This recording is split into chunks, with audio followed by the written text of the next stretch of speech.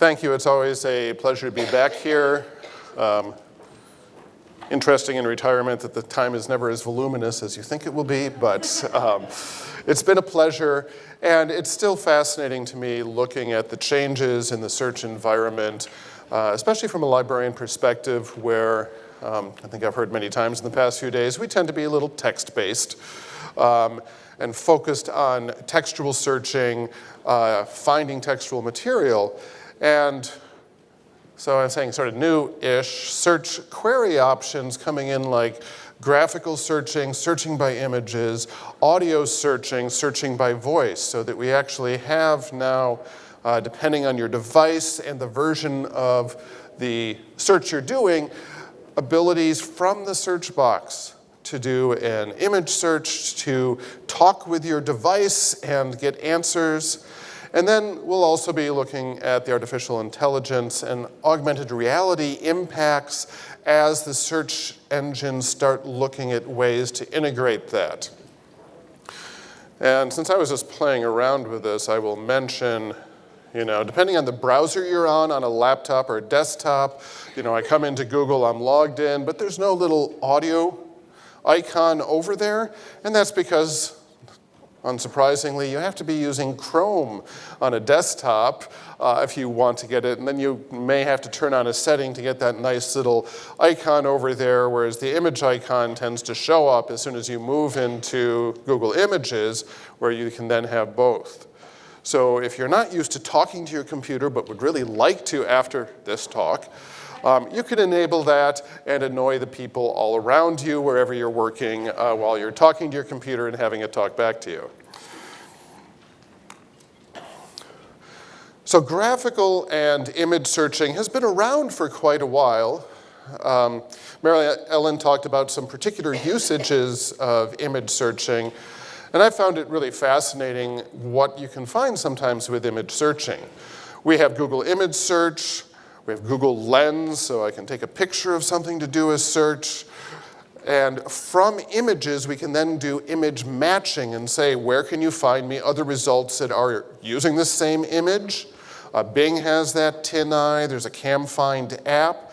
All of these will let you take one image and then search for an occurrence of that image elsewhere. Now, this can be great if let's say you're a photographer or you have a client who's a photographer and you want to see if their image has been appropriated and used elsewhere without their permission.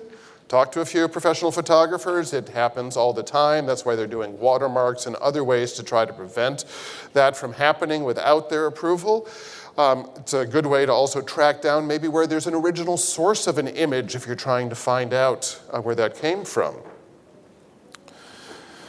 Now, with Google Lens and Bing Image, it's not just searching for one whole image any longer. They're moving into ways like with Bing Image Search, you take a picture of some text and search the actual text. So we can get back to our text if we want to. This is the kind of thing that's also useful in translation apps. So if you're in a country or a location that has street signs in a language you don't speak, you can take a picture of it, assuming you've got a signal for your device, and have it search for that and hopefully find a translation. Where there's a lot of development right now, because of course the search engines want to make money with this kind of thing, is on shopping searching, product searching. So especially the selecting products within an image and then searching for that. So you see an image of something and it's like, oh, I want to buy this. And then you can select that image and see if you can find a way to buy it. That's in its early stages, but they're moving along with that kind of identification. And I think that will open up, as that technology improves, some interesting potentials for other kinds of searches. Recognizing an email address and automatically adding it to contacts. And then we're getting into some more AI-powered image techniques as well. So here's an example of the Google Lens shopping. So you've got this picture of a mannequin, and it identifies different products you might buy, like the blouse, the purse, the shoes, and it's supposed to link you directly in. Of course, one of the images like this is where they've made sure it all works perfectly. In most cases, they've got a long way to go with some of the development. I thought I'd do a comparison a while back. So here's an interesting example of taking a picture of a bird on the West Coast. And managed to have a nice zoom lens. So it's a little grainy, but I was able to zoom in. You can see certain of the features. Anybody know right off the top of their head what kind of bird this is? Oh, I got one out there. Don't say. Hold that thought. So I tried uploading this to TinEye, which is a reverse image search engine that's been around for a long time. Nothing that matched. I should have had links to these, because what it will do, like with the Google image search, is it sort of looks for pictures with similar color elements. Rather than really identifying this as a bird even, it might find a picture of, I don't know, a lump of coal or something else like that that matches sort of the color scheme that has no connection. So they're working on the products, not so much on biology. Bing Images also failed. But when I uploaded it to the Merlin Bird ID app on my phone and could add in information about where's the region I was when I took this bird picture, the app knew it was going to be a bird picture. You know, if I uploaded a picture of a flower to the bird app, that probably wouldn't work so well. And they were able to identify it very well. Were you thinking Black Phoebe, whoever was out there who thought that? Great. So the technology works, but as Mary Ellen was saying, sometimes you have to think of not just going to Google to try it or to one of the other big search engines. You may need to find a specialized app that works. I've tried this same thing there were some wildflower apps out there that really didn't do very well. I've been finding the bird apps are doing a little better than some of the others. But there's still a lot of development that needs to take place to sort of focus what kind of picture is this and item that I'm trying to find. I forget why I had Google Lens down there at the bottom. That failed as well, but anyway. Moving on to audio searching. There's a lot of options for audio input. So I showed that on desktop and laptops with Google Search, Google Assistant, if you load that itself, or Google Search on Chrome, Bing Search, or via Cortana if you're on a Windows device with Cortana running. That will also do a audio search.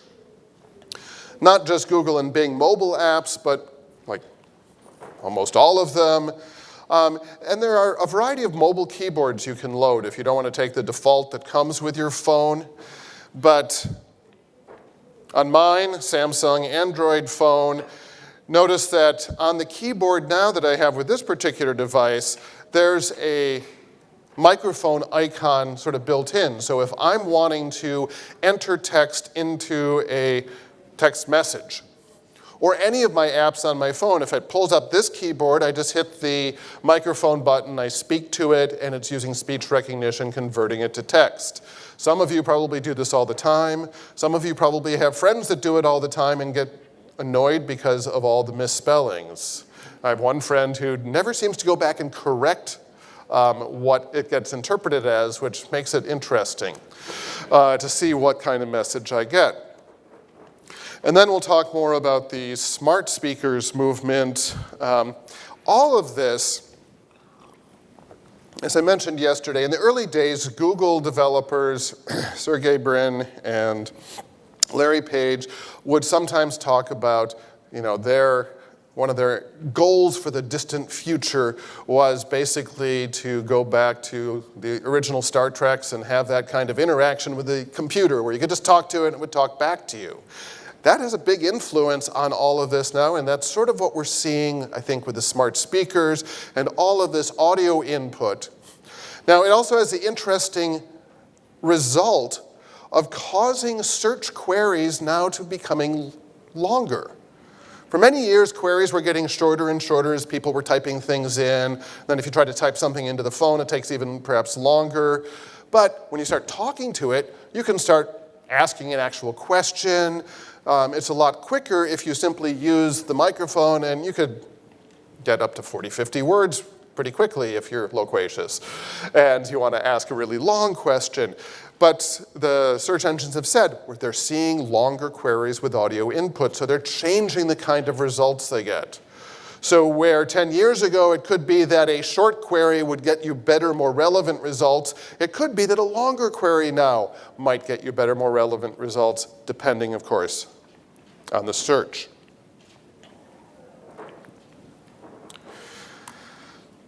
So lots of different kinds of smart speakers.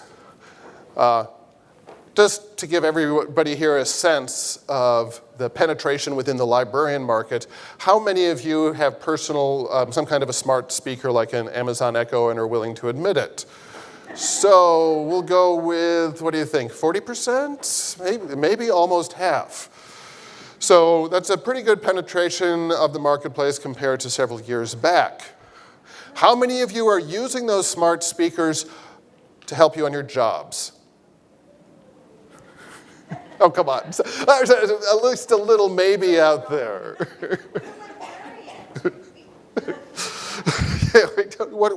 What could we use it for, maybe? Not, is it something to replace us, but where do we incorporate that then into our information realm? So the Amazon Echo, the Echo Dot, have the largest market penetration, depending on what stats you look at. Google has Google Assistant, Home, Mini, and Max. Then there's Apple's HomePod. Notice the American color scheme here. If I go back a little ways, Amazon has a little color, but none of the other photos do.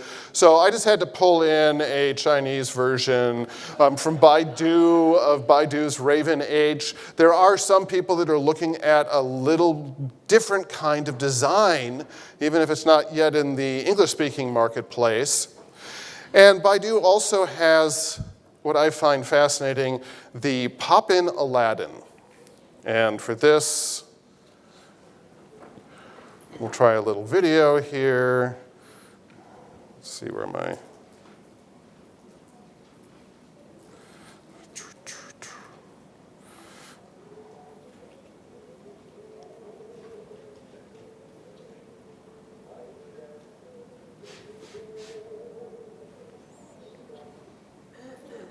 Why is my volume not going up? So notice that this is something that gets plugged into the ceiling.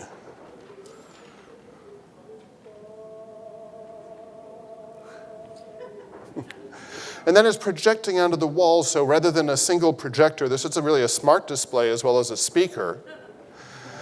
And so you've got this entire wall that can now become your display. So let me pause that and jump to a little further into here.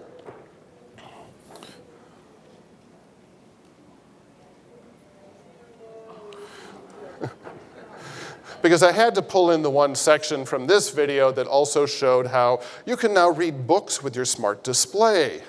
So you can have plenty big enough so that it can be put onto the whole wall, and therefore it then puts your child to sleep. But anyway, I thought the whole idea of this as a projection device, so it's a smart speaker and a smart display, and if you've got a nice blank wall in your house or your office or something else, you could see how this could then tie into a workplace where it can combine a projector and you can all start around the table shouting at it to show my presentation, no, show mine, and see if it can actually work. So this is, I know, a little hard to see. I just want to point out some statistics on the usage of these. So the primary usage, this was as of 17 in the US and in Europe. The primary usage was seeking information. So now, that being said, if you're feeling like, oh, that's librarian territory, it's seeking information like news, weather, recipes, appointments, relationship advice, and offers. I did many years at the reference desk, and boy, did I ever have a question on news. So, but news usually from an archival sense of point, not like what's news today. Never got anybody coming to the desk asking for help with relationship advice. I don't know what that was, but. So it's information-seeking behavior is the primary usage from this population. Don't know if that would agree with everybody here, but it's a different kind of information seeking. Somehow it doesn't mention seeking information on finding 3 peer-reviewed articles. That one was not listed. After that, it's playing music or streaming audio, accessing customer service, support for a brand, buying products, of course, especially on Amazon, ordered a meal, controlling smart home devices, making a payment and sending money. If you need an address to send money to, you know, now that I'm retired, or booked an Uber or any taxi service. This is courtesy of Statista if you can't see the small print. For 2018, another source also showing some sense of the market penetration. The blue is Alexa, the light blue. The darker blue is the Google Assistant, Google Home, followed by Siri, Cortana, Bixby. How many people have ever heard of Bixby? Okay, are you all on a Samsung phone? I have Bixby. I've yet to actually try it on here. I'm still mostly doing text searching, I must confess, but rather than talking too much to my phone. So it does give some sense. I was actually surprised when I found this to see that Bixby had that much market penetration, because I haven't read that much about it elsewhere. Again, another look from another source saying, well, what kind of usage and how frequently is it being used? So the green is using daily or monthly or have ever tried. So listening to music is pretty high up there, but for have ever tried, asking it a question.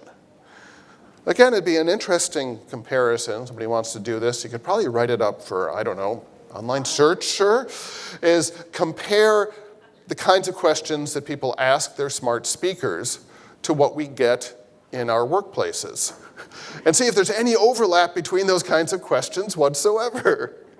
The editor's saying, maybe not online searcher. Okay. You sure? After that, you know, checking weather, setting the timer. That's why these are called assistants very often, is because that's what very much they're trying to do. And so I don't think we're very far to the point of using audio input or smart speakers and talking to them for more sophisticated information searching. But you're the people that could start trying it. Can you see if there are ways to maybe connect this in with some of the kinds of searching we would do at work and get a smart speaker to help us? Because it's not just, you know, the smart speaker is really just sort of the input and output phase of that. Then it will go into the provider's knowledge base. It will connect in with skills and other things I'll talk about to dig for something. And so in some ways, it's going to do a web search as one of the options. So for a certain kind of web searching, the question is, can we see how this might happen? So marketplace-wise, we're moving from the smart speakers, so just audio back and forth, to the smart displays, as we saw from Baidu, because sometimes if it just talks back to you, you actually would like it in text. So what do you say? Well, send that to my email or something else so I can actually have a larger textual, or for that matter, video or pictures. None of that works just on a smart speaker if it doesn't send it somewhere else. So the next generation are things like the Amazon Echo Show, so that there's a screen that can show you the results as well.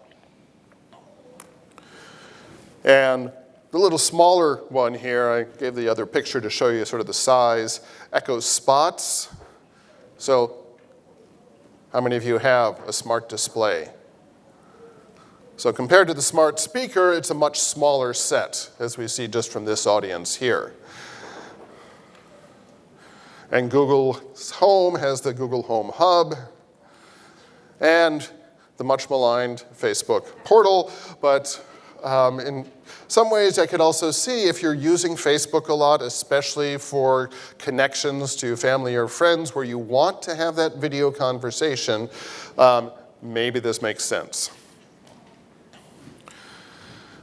So let's take a look at artificial intelligence and augmented reality and the future, where we're always guessing where it's going to go. I always say those out because AI and AR, you think that the A stands for the same thing, but it's not. It's artificial intelligence, augmented reality, and it's the AR especially, I think, that has some interesting front-end impact on search, whereas the artificial intelligence is really happening more on the back side of search. And it's everywhere right now in the big search engines. Machine learning and artificial intelligence influence has really taken over the way that Google delivers search results. So they had algorithms, they had more algorithms as to how to respond to text queries or audio or image queries. And what they're doing now, much more, is moving into this machine learning. So even though Google has panels, as does Bing, panels of people that it pays to evaluate search results, they pull that data in, plug that into their machine learning algorithms to help it try to produce better results.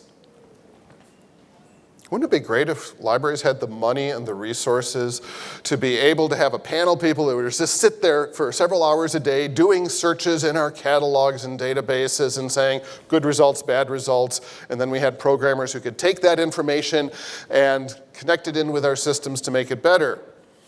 Apologies to any vendors out there, but we don't have that level of economy, unfortunately, and I think our results sometimes show that.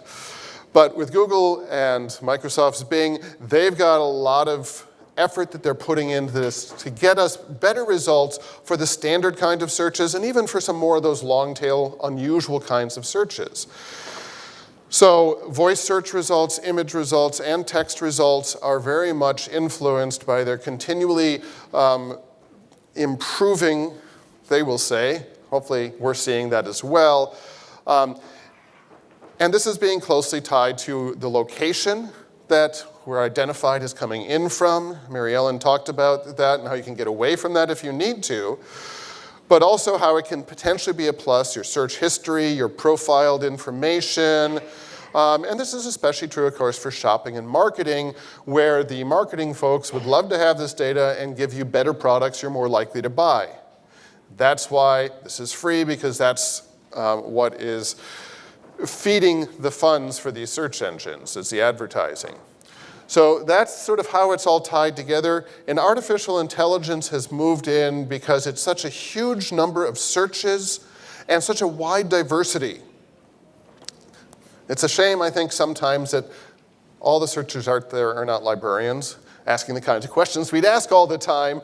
But we're a pretty small portion of that universe of search engine use. So instead, there's a lot more use being made of shopping, popular information, but also all kinds of different demographics doing different kinds of searching. So because of that, the companies are tracking the searches that are made, what things get clicked on, how many times people go to the second page of results, which is why they've sort of decreased how much more they show, because most people outside this room never go beyond the first couple results. And so they're really trying to improve that. And they're using that artificial intelligence everywhere. Lately, this was what, from last week or so, even in Google Doodles. So for Box, it was his birthday, wasn't it? You had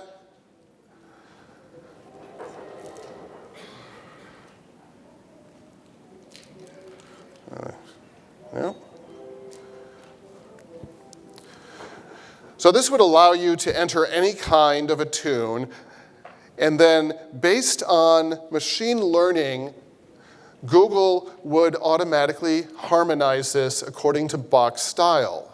Now, Bach's style of counterpoint, for the non-musically trained back there, had lots of specific rules that he would follow, occasionally break out of them, but it ended up that it was easy for a machine learning environment to use. So none of you probably can hear that. Is that getting any, how far back can anybody hear that? Anyone? A little ways back. So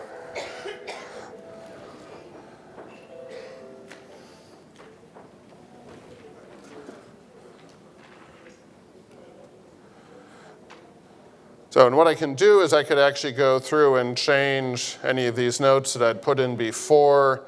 There's the very famous, was it King Frederick, who gave him what was supposed to be a nearly impossible tune to do counterpoint on, from which he wrote the Art of the Fugue and showed all the different retrogrades that could be done on it, even if the king thought it would be more difficult. King was a composer and flute player as well, so. No. There we go.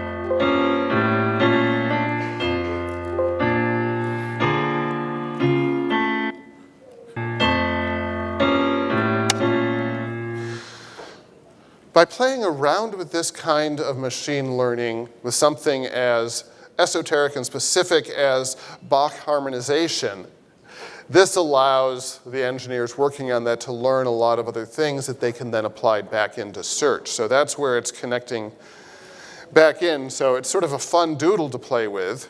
And I have friends who are music educators who are like, oh, this is great. I'll be able to use this in the classroom. But it's relying on some very interesting products of artificial intelligence. Augmented reality, on the other hand, has some fascinating impacts for search entry. So you're looking at viewing products within context. So furniture in your own space. So the Amazon example here, again, they make it look good, where you pick a product, you can put it on your own shelf, on your cell phone, and look at it how it would appear in your house. So think about doing this for the furniture in your library, and you could see how it would look here, or the colors would match. Of course, I tried this. You need to have a cell phone that is capable of the augmented reality. It has to load certain things. You may have to have the right kind of phone to get this to work. And then, much more disappointingly, it only works on some products right now. None of which I was interested in buying. So the ones I wanted to buy, it's like it didn't have that implemented. But if we go back, this is live now at places, not just Amazon, IKEA, Target, Williams-Sonoma, Sephora, and Benefit. Apparently you could take somebody's face and try different eyebrows on it. I have not played with this one myself. So what kind of search impact would some of these have? Again, thinking about just viewing different objects, using your phone to hold it up and seeing what it looks like. I don't like this audience, I'm going to put a different audience on my phone or something. I mean, there's all kinds of interesting and sort of bizarre potential down the way, but just this variety of companies that are playing with augmented reality as a way to deliver search results and allow you to visualize things in a different way, I find it quite fascinating. So what are some of the library impacts of all of this? So they range from technology checkouts. Interesting. So the Framingham Public Library used to work. Have I lost my internet connection? Haha. Excuse me. Anybody who's had trouble getting connected? I had this connecting automatically. So I haven't seen a lot of libraries that have had this situation where they're doing tech checkouts of smart speakers and smart devices. But I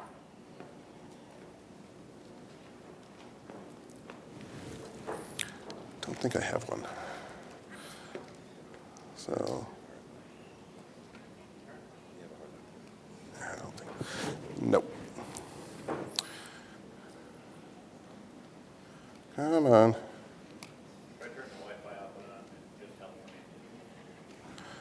Yeah, it's worked fine in the past. We'll give this another try. There we go.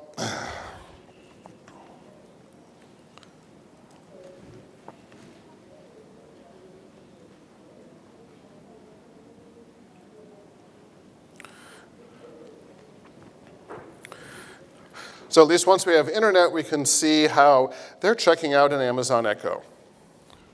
Says what you need to use. So for the patrons that don't have it, if you're thinking about digital divide and trying to say, would you like to play with some of these new technologies, that's certainly one option for public libraries and others. You can get events at the Worthington Public Library, maybe, for smart speakers using an Alexa skill or a Google action. So this is where you can add to Alexa or Google for people that have those devices as smart speakers. You can add something specific to your organization by creating a Google action or an Alexa skill, and we'll talk about how to look at those. So in this case, they're saying, if you've got an Alexa device, go through these steps, get that skill, and then you can contact in with our events. Anybody happen to be here from Worthington? I'd love to know. It was written about by Worthington Librarian in... Yes. And was it that one? An online searcher. And I can't remember, did they mention how much use they had of this? Were they tracking it? It was an article written by one of the librarians and the tech company that supplied them with the all skills. the background and the actual product itself. So I should have put the citation, but there is a full article in Online Searcher about this. EBSCO Discovery API is available for Alexa and Google Home as a skill or an action. So how do you see what's available that might be library-like? So in Alexa, you actually have in that big long drop-down. I really didn't notice this until I was redoing this presentation about a week or two ago, and I said, oh, there's Alexa skills there. Because I'm usually jumping down to books or something else. But you can search Alexa skills, you can search it for libraries, or some kind of topic like that. And of course you get things like, here's something from the Houston Library, an unofficial one for the Toronto Library. If anybody's from the Toronto Library, did you know there's an unofficial skill for you? There's the Worthington ones, the Cincinnati Library, there's my library, Library of Congress News, LA Public Library Hot Fiction. The Fairfax County Library actually has a rating. Oops, only 1 star. Sorry, Fairfax. But you could also search it for other things like, what's related to books or audio books. I'm sure there's a lot in that. There's a free book of the day, book recommendations. And the idea is that if you've got an Alexa device, and you can get Alexa on your smartphone, and I think even on your computer, you can download that. So if you don't have the device yourself, you can get it to use, and I'm not sure if it'll do all of these skills, but you could use that, talk to your device and tell it to get to Book Genie or Book Buddy or Virtual Book Assistant.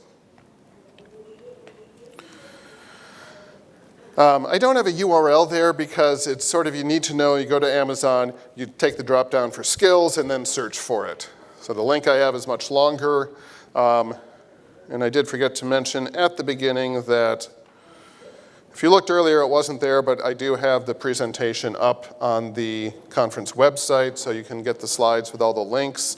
The GIFs don't work, and then Google Actions, there is a URL, so you can explore what's available for the Google devices. They've got 1 million actions to try. You can sort of browse down to see what's trending, or come in here and search libraries, which I've done. Of course, library in libraries is used for collections of other things that have nothing to do with the libraries we work in. So you're going to find some different things there. But here's Sunnyvale Library. Lets you check. There's Worthington Libraries, games in schools and libraries. This week at your library, the library Bitegeist. I've never heard that one before. Sort of a nice connection of terms. American Libraries Dewey Decibel is available as a Google action. Adventures in Library Instruction podcast. I actually didn't browse down through all these. There might be some fun ones to look at. However, the Google Actions aren't going to be much help if you don't have the Google device, a Google Assistant in some form or another to connect these with. So there's actually a fair amount of podcasts and others, output from libraries that's being moved into smart speaker skills and actions. I wish they had the same term for it. Now, I do have to mention, on all of this, usability varies. How many of you are familiar with Amazon Echo Silver? Okay. So my apologies to those of you that may have seen this before. I won't play the whole thing. The new Amazon Echo has everyone asking Alexa for help. Alyssa, what time is it? What the hell is wrong with this blasted thing? Amanda! But the latest technology isn't always easy to use for people of a certain age. These kids done bought me a busted machine again. Odessa! That's why Amazon partnered with AARP to present the new Amazon Echo Silver, the only smart speaker device designed specifically to be used by the greatest generation. It's super loud and responds to any name even remotely close to Alexa, so they can find out the weather. Allegra, what is the weather outside? It is 74 degrees and sunny. Huh? It is 74 degrees and sunny. Where? Outside. What about it? The temperature outside is 74 degrees and sunny. I don't know about that. The latest in sports. Clarissa, how many did old Satchel strike out last night? Satchel Paige died in 1982. How many you get? Satchel Paige is dead. In what now? Died. Who did? Satchel Paige. I thought that might be appropriate before lunch to. This was from a couple years ago on Saturday Night Live, but I also like to point out that person in charge of Alexa sort of said that, it's sort of spot on. This is the kind of development they're trying to do, because in the same way that not everybody has a perfectly formed typed search when they do a search, in the same way when we talk to people, and when people come and ask us questions, they don't always ask it the right way, do they? We have this whole thing called the reference interview where we try to find out what are you really connected to. So in some ways, that's exactly what's being worked on with the smart speakers, is how do you manage to communicate with a human being, especially those who maybe don't specialize in such communication. So that was from October of 2017 when they sort of came back with that. But the usability, for all the nice humor of that, on all of this has still got a long way to go. I think we're very much at the early stage still, even of image searching, which is a very complex issue. Image searching, audio searching, how is artificial intelligence and augmented reality all going to come in? There's going to be a lot of development on that over the next few years. So I encourage you to start thinking about how might this connect with your library? Is it worth developing a skill or action for smart speakers? For public libraries, yes. For corporate, for government libraries, would people use that? Are there ways that maybe for your particular environment, some of this could be pulled in to your information environment, shall we say. And with that, we've got a few minutes before it's time for lunch. So what questions can I answer? Yes? Thank you for this, Greg. One of the things I wonder about is within library use, what steps do we need to ensure patient privacy? And we're seeing a lot of echoes in classrooms in school libraries, and we're seeing them more in public libraries, but we have to actually implement some strategies. And I do want to say a couple more things. I want to, coming from the school library world, a couple of things in terms of search. Google Talk to Books uses AI and I think has some fascinating results. And it's been around forever, but the JSTOR text analyzer, using your own paper or somebody else's paper to find similar results is really cool. And then talking to patrons using Microsoft Translator, which uses AI, can be really fabulous. Talking to parents, immigrant communities. So So I'll see which of these I missed.